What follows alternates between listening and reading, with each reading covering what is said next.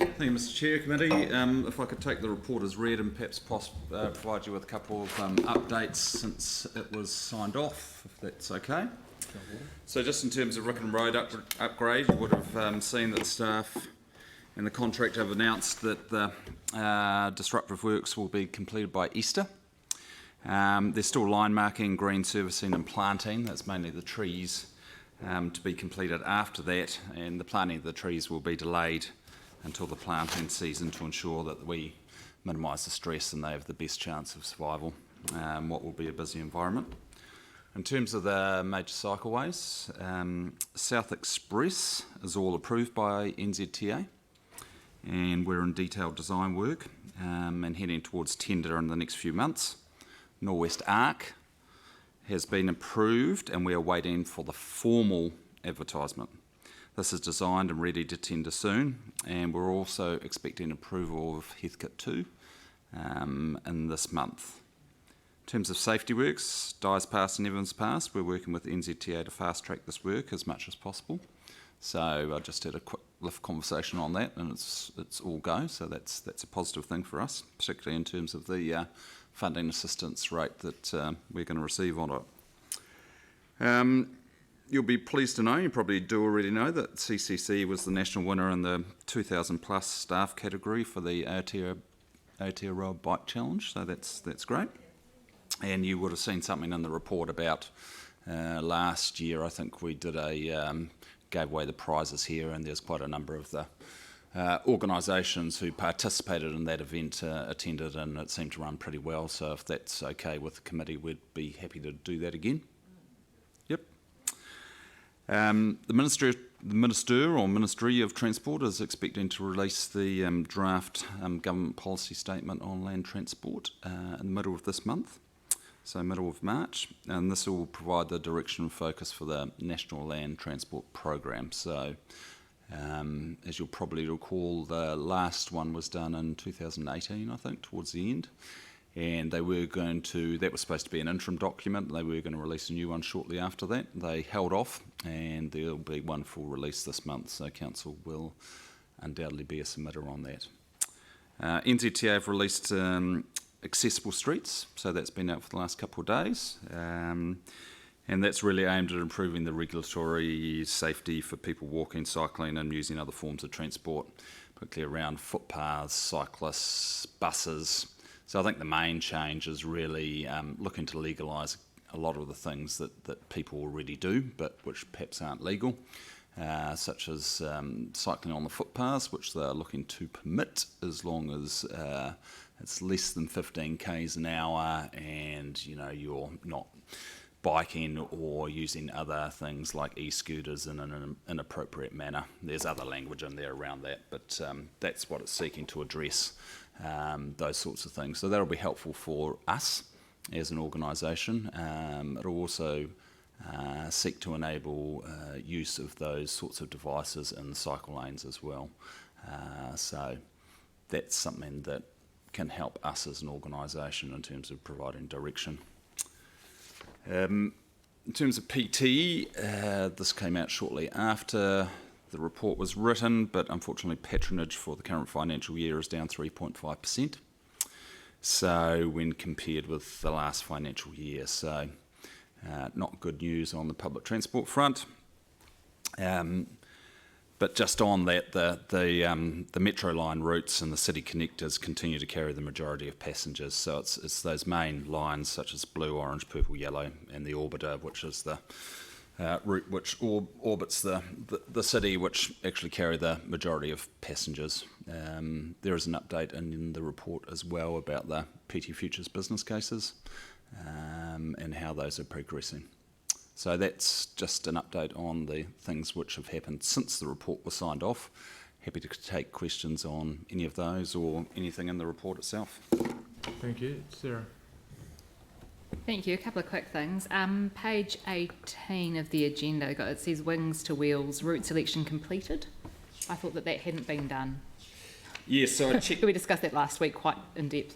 So I checked up on that, and my understanding is we need to do the preliminary design, and then once that's complete, we bring that back, and there's it's not a formal approval as I understand it, but there's direction from Community Board and Council about the route selection itself. So Yeah, there were briefings it's in the not last approved per se, but Yeah. we need to come back with the preliminary scheme design on it.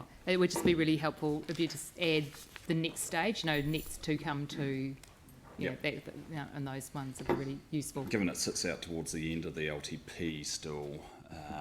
No, just that route selection is completed. Sounds like council signed it off. Yes. That's all, yeah. And so it would be like next stage, approval from council for the design or something like that. Yeah. And then the new stuff that's just come out, accessible streets, the footpath stuff, is there a risk with cycling on the footpaths that it then lowers the incentives for council to actually provide separate facilities? Look, I think the accessible streets has only been released for a couple of days. I've just browsed it. I think there's always risks with those sorts of things, and they've made a whole lot of suggestions, but they are clearly sitting on the streets on a couple, sitting on the on the fence on a couple of things, and they're really seeking advice from it. So yes, I think that is a risk. It's my understanding, given the turnaround time that we'll need to get the report on the agenda, that's actually going to come to a 3 Waters meeting or something like that, because that's just the... For our submission? Yeah, for our submission. So it'll be a committee of the whole. It'll be a kind of an out-of-committee type submission that will look to get approved, but that's the committee that falls closest, or actually on the day that the submissions close. Yeah, I think there'll be probably a number of councillors that want to help work on that submission before it comes to the committee for sign-off. Yeah, to make sure we... Yeah. Can I just do just 2 quick more things? The cycle lanes thing with legalising scooters and cycle lanes, which is really good. But even apart from that direction, we still need council to sign off on making it legal for the scooters to use our separated cycle paths, because they're separate, yeah? Or can that go into the national legislation to make sure that's separate cycle thing, so that we don't have to do it? Yeah, so I don't know if that's going to override what we've done in terms of our approvals, because you're right, our ones, cycles only. Yeah. So I don't know the answer to that yet, whether it will supersede the decisions this council's made. So that. And if it doesn't, are we working on that to change ours? Well, I think we need to see. Let's review the accessible streets and see what it does, and then we can come back to you with a direction on that. And the last thing is those photos are just amazing. Thank you very much. The Oxford Terrace. Oh, the parking, right. The 3 different things in the parking. Really, really clear illustration of best use of space for people, and it's really good for business and stuff like that as well, that you're using the space. So, thanks. Thank you. Councillor Chin. Thank you. Quickly, 3 questions. First one on page 18, South Express. The construction plan to late of this financial year, but what is the completion date? It will be completed. So I don't know if we have that yet, but all I can say is that it's been approved for funding by NZTA. Yes. And the detailed design has been completed now, and then we'll be working to tendering that. Yes. And getting it delivered. So I don't have a date for you on that at the moment, but it's all go from our perspective in terms of finishing the detailed design and getting it tendered, and then we'll come back to you with a date or dates in terms of delivery, start dates and delivery dates. It's too early for us to say just at the moment, though, Councillor. Okay, thank you. Second question is on page 20, the way funding. Particularly, you emphasize there were some new variable message in the science. I remember last time the committee meeting or council meeting, I couldn't remember. I request staff consider whether those way funding, not only for the local people, also for the international visitors. So whether have a different language, particularly this digital one, probably it's easier for the different language. Yep. I just want to know whether you already consider or not yet. This one. So they've been put in. At the moment, they are focused on car parking. So it's really talking about the car parking numbers available in the car parking buildings. Yes. But we will look to introduce other messaging to them. But we haven't done that at the moment. And I'll take on board the suggestion about different languages. So can I come back to you on that? Okay, yeah. Also, you particularly mentioned have a culture and heritage way funding. public visitor have a particular interest in, Yes. to know Yep. where about those the facility and the building. Last one. Major project, I never seen any regarding to the stage 2 or Southern Motorway, the update status, and also regarding to update status, Horseway Junction Road extension. And they probably this is a very key project, but no any report in here. So whether you can update it to us. So in terms of the Christchurch Southern Motorway 2, it's an NZTA project, so we haven't reported on that extensively through this forum, but it's my understanding that it's anticipated it'll be delivered by the middle of this year still, and if you go anywhere near it, you'll see that it's not far from completion now. However, there is still a lot of work to do, and the risk with these things is that you may kick into the next construction season because you run out of time to do all the work before kind of winter hits and it gets hard to do everything. But it's my understanding it's on track to be delivered by the middle of the year. I'd have to come back to you about the intersection in terms of where that's at as well. Okay, That's yeah, okay, because Councillor. why I ask this question? Because those one, if it can be complete as soon as possible, then along the Timberton, particular Jones Road, Railway, Waterloo, as well as to the Horseway Junction up to the Homebay, that area, there's a big impact, heavy motor vehicle and the trucks pass through. And also the staff always mention, if this one open, they will reduce 30%. So we need to review those situations. It was one of those. It was one of those projects that we had for delivery over the next couple of years in the LTP, but NZTA indicated they weren't going to fund it, so the decision of council was made to push it out a little bit because we didn't want to fund the full 100% ourselves. We are still doing the design work on it, but there's certainly no certainty around NZTA funding at this stage. So it's still a few years away to the best of my understanding, but we are doing some of the work on it, and we still continue to discuss the matter with NZTA. Andrew?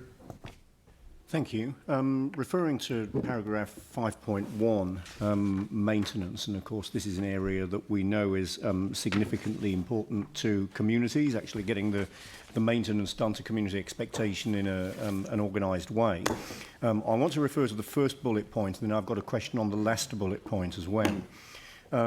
So the alignment, or maybe more accurately lack of alignment, between Hybris and RAM, this is a result of a failure in the B2B link and historic processes. I guess what I'm asking is, what does that mean? What does it mean in practical terms, and how are we going to getting it fixed? So we haven't traditionally, perhaps if I could back up a little bit, we haven't traditionally covered off maintenance a lot in terms of this report, and we thought it was an appropriate time for us to give you an overview of the work that we do in that space. So hence the reason for the considerable additional detail. Yep. Mark Pinner is the maintenance manager to my left, and hence the reason I've brought him up to the table. So in broad terms, while Hybris was introduced 14, 15 months ago now, there's still a lot of work to do to integrate that with other systems, and sometimes the B2B or the link between those systems falls down. And if you look at the next page, or doesn't work, when you see the number of customer service requests or tickets that we get a year, which is significant, 35,000, Mark's team deals with 20,000 of those per year. If the link is down for a short period of time, then, and the systems are not talking to each other, then we have a problem between them. And we might close off a job in RAM, which is how we manage our roading asset, but that doesn't link through to Hybris. So we get numbers which come through to us which show that some jobs haven't been done when in reality they have been done. So it's an IT fix is needed in there. We are working with the IT team, but that's something they need to program in there. So some of the numbers which we see may show that a job hasn't been done when in fact it has been done. So it only affects the reporting, it doesn't affect the doing of the work? It doesn't, no, not at the moment. I think Rich has explained it very well. Basically, at times, jobs don't either come to us to do, or when they do come to us to do, they don't close out. So we know in our system how many we've got. We can compare that to basically what is in the hybrid system. And we do know at the moment there's around about 400 difference. And when we look at that difference, we can see the date, and it is very clear that a lot of those, probably 200 to 250, are literally in the first week that it happens. The hybrids went live. So it's probably no surprise when it started that some things weren't quite working as we expected. We've got IT to work through those so they can close them out. And once they close them out, the numbers will look far better. But part of the other conversation is an ongoing one about correcting the service levels so that actually reflect what we can or can't do. So, All right. So there's some discussion in the bullet points underneath that around, we need to continue to prioritise jobs on a daily basis, and there's some jobs which people might want us to fix which we simply either don't get round to because there's new and more important priorities, or we don't have the money to do, and we're showing that in the OPEX figures as well. So that's just an issue that we want to bring to the council's attention. The significant number of customer service requests that we get per year, the IT challenge that we have in connecting up the various systems, and it's not just Hybris and RAM, it is also SAP as well. So you almost need 3 systems which are talking to each other, which makes it complicated. And it is a process that we need to go to prioritise them on a very regular basis, and sometimes there are things that we may not get round to or may not be able to afford to do. So when are we expecting this problem to be resolved? If we're 15, 16 months in and we haven't yet got a solution, have we got a time frame when we can expect one? Well, Mark's on a team which includes IT. It may be that we need an update from somebody other than yourselves. I would suggest that the issue isn't solely transport. It is across the whole of council, and there is a working party now to resolve those issues. And the Hybris team and the call centre team are working closely with IT to get their resource to focus on it. So just today, just an hour ago, I had a meeting with them, and they're focusing on what is essentially a BAU activity before obviously an enhancement activity. So some things should have just been and should be ready now. So we just want to focus on those and hopefully get those sorted in the next couple of months. Right, okay. And then very quickly, final question.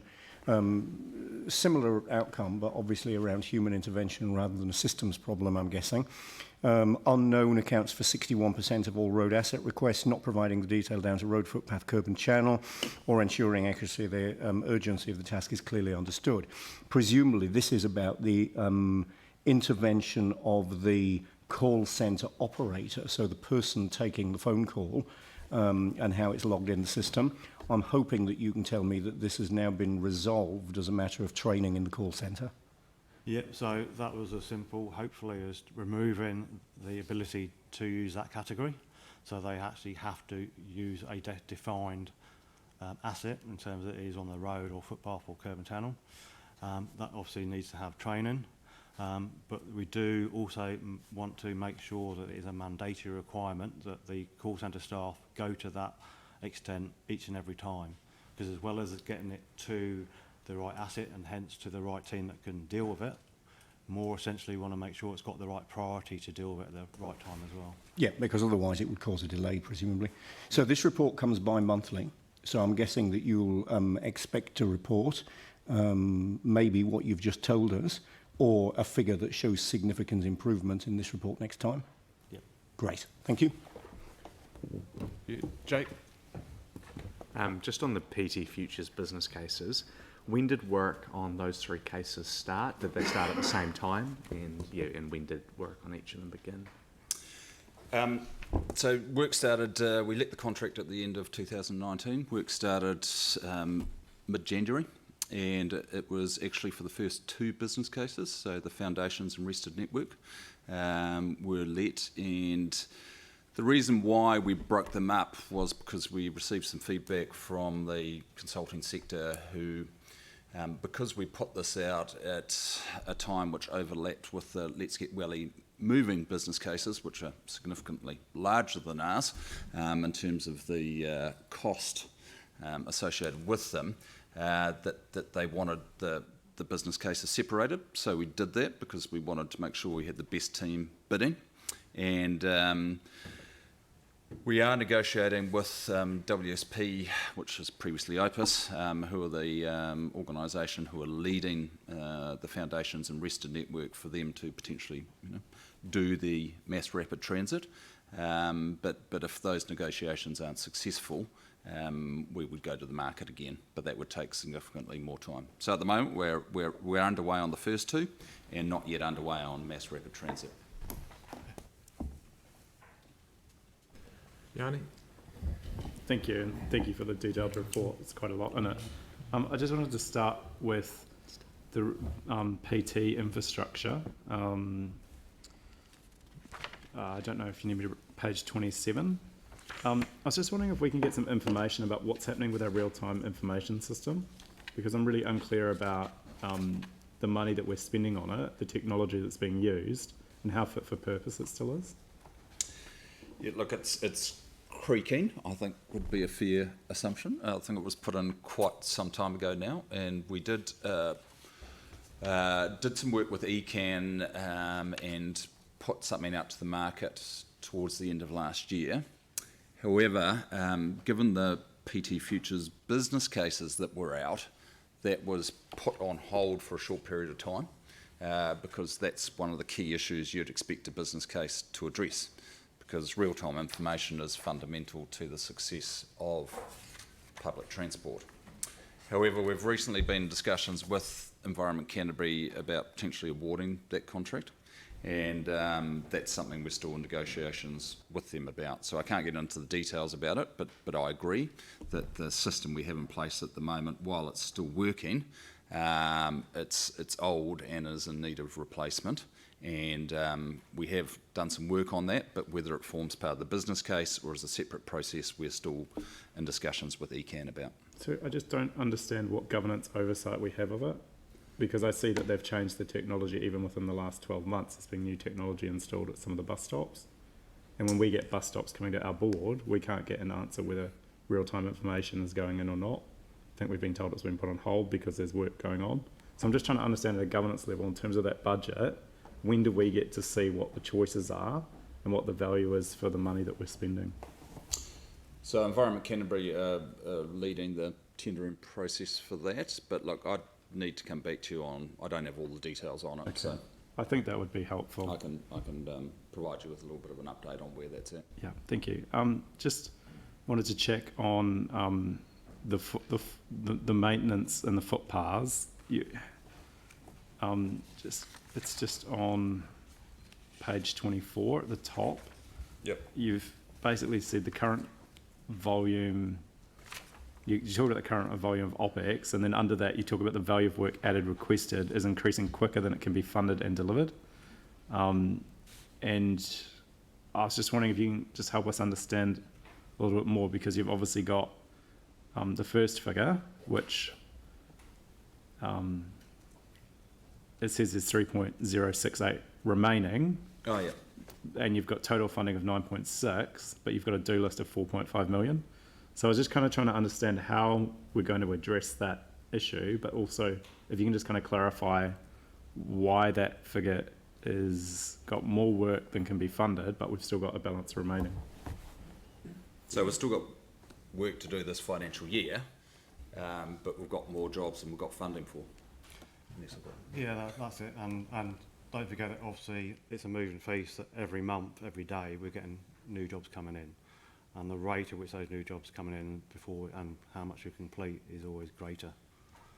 So that speaks to the issue that I mentioned earlier on when I was speaking to Councillor Turner's question, is that we've got more jobs than we've got money for. But at the moment, you've got $9 million, 9.6 on budget. Yep. You've got 3 million of that remaining, and what you're saying is you've got a current work list of 5.4, which is going to exceed the 3 million. Yep. And So- we'll probably be finding another million and a half each month. Right. And how much of that's related to the skirt repairs having to be looked at? Like, what have we got any sort of understanding of why, when we've had so much money spent on our infrastructure, that we're getting into a situation where we're having to spend more than what we're planning for? Look, I couldn't answer that. I wasn't too close to the skirt program, but I think when you look at it, you don't need to look at our transport asset and see that a lot of the work the skirt was bringing it back to a very basic level of service, and a lot of the money went underneath the ground, not on the transport asset itself. Skirt did, by their own indications of volume, they did 4.12 million square metres of chip seal. When you break that down, that's around about, I think it was 130k of road being done over 5 years. So that's 26 kilometres a year. We should be doing about 130k a year.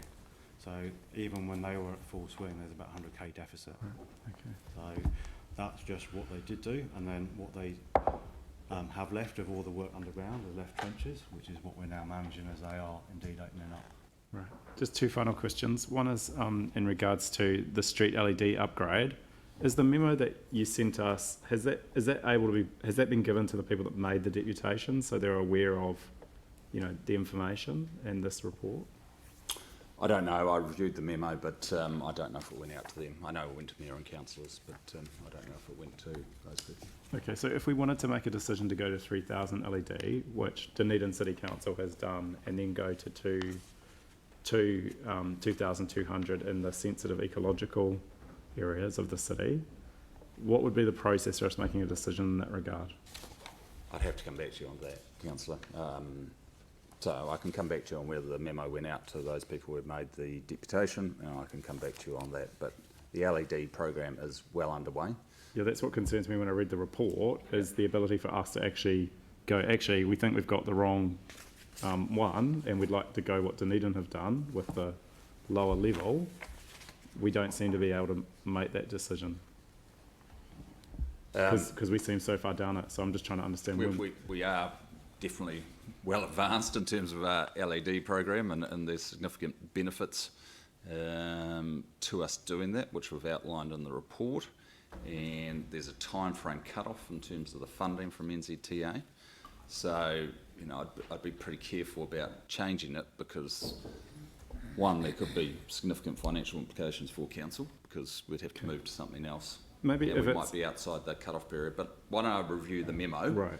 And one, see that it went to the people who made the deputations, or if it can be sent out. And two, I'll check with Jeff English, who wrote it and is managing that. I don't know how other councils feel, but I would have thought around sites of ecological significance, like, rivers and possibly places on the peninsula, we should be looking to do what Dunedin have done. Because I think people are genuinely concerned about the impact of the bright lights on the ecology, and I think, there's information we've previously had as council. So I personally would like us to look at what Dunedin's done, accepting that we probably can't do the main urban area at the lower level, but maybe we can have a more targeted approach. So just raise that with the chair. The final question is just on the cycleways. Just on the, sorry, just on the page, the Heathcote Expressway, just page 18. You don't make any mention of the concrete issue, and we've just got a start work notice yesterday for more work happening on that cycleway. Are you able to kind of tell us what's going on there? So this is to do with the so that commentary in there, as I mentioned, we're expecting approval for Heathcote Stage 2 later on the month. But are this you is just talking stage about one. So this is the issue with stage 1 and the strength of the concrete replacement. Yep. So that the memo or the discussions we had previously with you were that the testing of the concrete that was laid for stage 1 didn't meet the required tests, and the contractor agreed that it needed to be replaced in parts, and they have agreed to do that and fund it. So it's at no cost to council, and that's the process we've agreed with them. So I'm not sure. Oh, sorry. All that work's supposed to have been completed by now, like a month ago. But we just got a new start work notice yesterday with more work happening in Sheldon Street. So I'm trying to understand what's going on with that program. There's no reference to it here, Well, but it does seem particularly concerning. This is only an update on the major cycleways that I haven't looked to update you on the concrete issue because there's been pretty extensive back to and froing on that. But if they are doing something which was outside the original time frame, I can only presume that the contractor had some issues in terms of replacement of the defective concrete, and they're now seeking to rectify it. But Yeah, I'm going to jump in because this is one of the reasons why it's good for actually staff to get a bit of an idea of what the questions are going to be asked in the meeting, so therefore they can actually have good answers for you in the public environment. So, you know, if we get some of these done in questions in advance, then hopefully we can get them answered to a more satisfactory These were put into the level. Office of the CE in late January, around whether that program was on track. I understand. The meeting obviously was today, and there was time to feed it in to make sure that they would be knowing. Well, I just got the start work notice last night, you know, so sorry. Yep, No, point taken. Anne? Safety and school safety journeys to school. I see that Redwood School has been working with council. If there were other schools that would be keen to well, I'm actually thinking of the student council out at Huratini at Horswell, who are pretty keen on getting their journeys to school as a ward sort of looked at. Who would be the best person to kind of invite along to have a chat to them about how to go about that? it'd be Thomas McNaughton's team or someone from his team. So Right. if you want to feed something through the OCE, and we'll address it. Thank you very much. And also, just thinking about the fact that obviously there's not the resource to meet the need for the cycle safety program. Would it be possible for, if community boards were to find some funding for the local area, could that work? You know, if we were to fund a program for schools that perhaps have missed out? Look, I'm not familiar with the community board funding obligations or requirements, but it sounds like something that could be done. I'm wondering who would be a good person to talk to with that about that I think if you put it through the same channel. and we'll deal with it. Great. Thank you very much, Richard. I wish our board had funding to do that. Phil? I'm not sure if ours does either, but it's worth a go. Richard, thank you very much.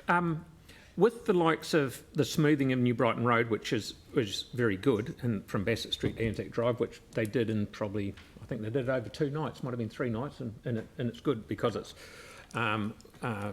waterproof, it's lost its shape, and I can follow all that. Why did we not use that system in Avonhead Road, which seemed to take about a month to dig out a few soft spots? It seemed to take forever, and not being rude, I think the finished article is not a hell of a lot better than what was there to start with, but if we use the smoothing situation, do you need direction from us to suggest to you, please do it that way, rather than... Or maybe from you, councillor. Mark, do you want to... That sounds like a question for maintenance. So yeah, when we look at maintaining a street, obviously we decide it's the right time and it's the right extent, but more importantly, we also decide what the right treatment is. We are looking to how we can definitely improve that to make it more robust, which includes more testing. But fundamentally, I guess we do need to make sure that what we're putting down is on a solid foundation. And in New Brighton, we felt that we did have that, so we could just basically put something on top. It's got and about smooth as it. much asphalt, yeah.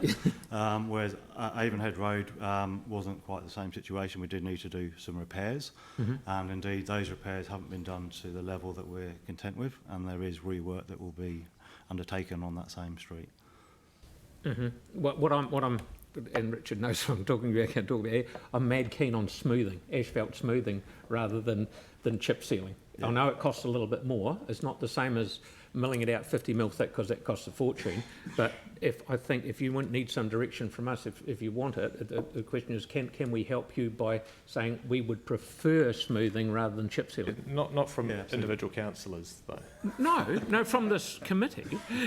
So I did say question. We are looking at We're looking at the level of service that's Okay. applicable for a hierarchy road Yeah. for the new activity management plan, which would be how we'd look to address for a type of road where we try to obtain a certain degree of smoothness or not. So, yeah, I think it's probably an LTP level service discussion.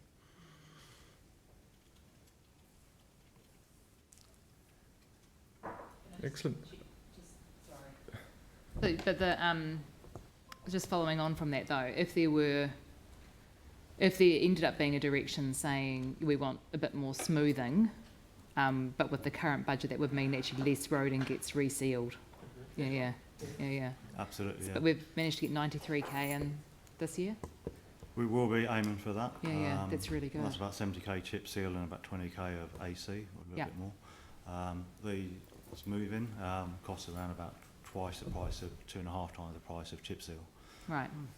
So that obviously needs to be factored in, and indeed what we're also looking at consideration of in the whole service provision of a renewal is the extent of the pre-seal works that we do, so that we at the moment are by necessity having to focus on just maintaining the asset, maintaining the waterproofing.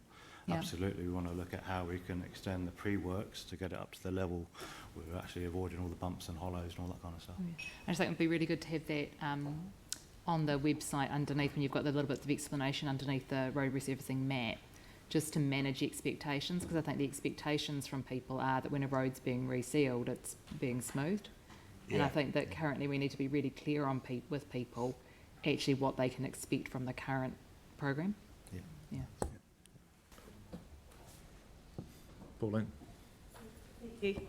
Just on the Rapanui Shag Rock, section 3, page 18. So I'm pleased to see that these reports are coming in. It sounds like they're in and they're just being processed. But does the ecological report have to be peer reviewed, and does the Ihitai Trust want to peer review it? Because just for the other members who might not have been on the council, when the ITI committee approved the route to go around the estuary on the road, rather than the other option, which was to go through Charlesworth Reserve, both of those routes have got disadvantages, ecological disadvantages. But when we approved the road route to be the one, the Ihitai Trust kicked up a big storm about it and have, pretty much said it's a no-go because of the wildlife there, particularly the birds feeding in the estuary. So are they going to want to peer review this report as well, and will that delay things again, or what's the story? Look, I think, I don't know about peer reviewing it, but it talks about finalising the ecological report, updating the multi-criteria analysis, and then we update key stakeholders, and they would be one of them, on where we got to, and then we report back to this committee. So we'd certainly be engaging with them before we report it back to you, so we could tell you about, so we could tell you about what they have to say. That's good, because we've had a couple of meetings with them. I think Mike and were you Sarah there? Yeah. And we've got to keep that relationship going. And if for any reason that we decided that that was not the best option, then that decision would have to be rescinded, wouldn't it, through this committee? I'd have to check the decision, but if it was a specific one for that route, then yes, we'd look to do a rescind report. Okay, thank you. So it's coming in April. Yeah. Thank you. I just want to add a second resolution there, and that's just to request officers work with councillors who would like to be part of the submission making for the accessible streets, Davidson, Cotter and Templeton, on the development of the submission for accessible streets, and Galloway. It's due on the 22nd of April, and it's going to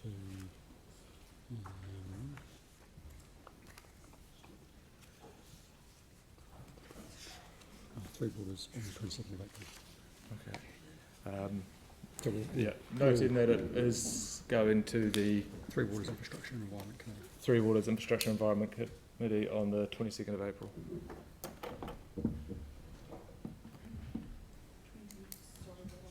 Second.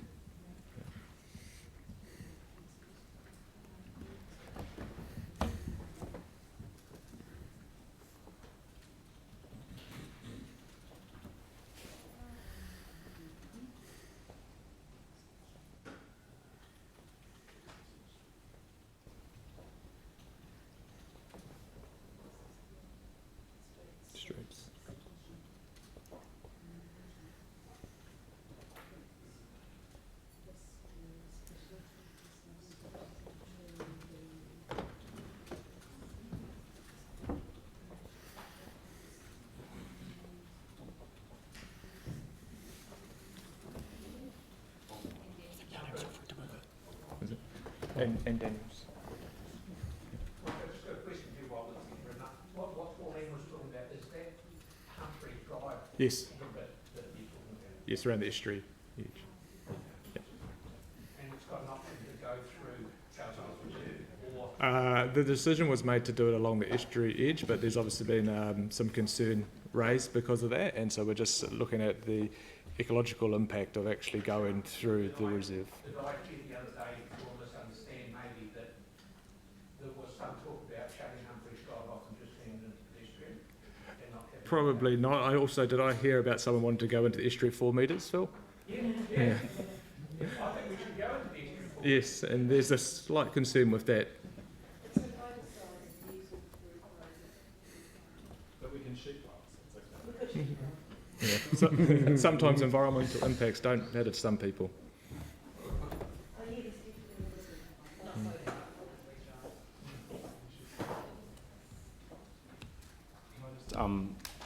request that we put a resolution to get a report back from staff around a lower level of LED around sites of ecological significance, like Dunedin. We don't want to bring a report back because of the cost involved. It's been noted down and we'll get some information back that we can follow up. But with respect, that's one of the problems, is that we never get to make decisions, so we get the community come and raise stuff. I tell you what, Yana, you can move it as an amendment and get a seconder and put a vote on it if you like. But we've noted it down and there'll be information coming back. Okay, and then if we're really concerned about actually ratepayers' dollars, we need to work out what is the best way to get information back, and we know the cost of doing a report is quite extensive. So you're welcome to put it up as an amendment. Yeah. I've given you a signal that information will come back regarding your concern, because some of us do share the same concern, but it's actually making sure we can do it efficiently too. Okay, so maybe we could have a briefing, get the information back to a briefing, and then we could decide, whether we wanted, that would bring a report back. Is that? I just want to get to a point where we can actually consider it. So whatever's the easiest way of doing that. But what I've heard from staff today is there's a real urgency because we've pre-ordered a lot of the lights, and B, there's a process to go through with NZTA in terms of funding. So. Well, I don't disagree with you, but it's been efficient with our time and staff's timing, trying to get the right result. So so you'd recommend getting a note to get information back? I'll have an offline conversation with staff after this to work out the best way to actually move this along. That's awesome. Thank you. Okay. Where's someone to move? Is there any discussion? All those in favour? All right. All those opposed? Carried. And we'll finish with the current year.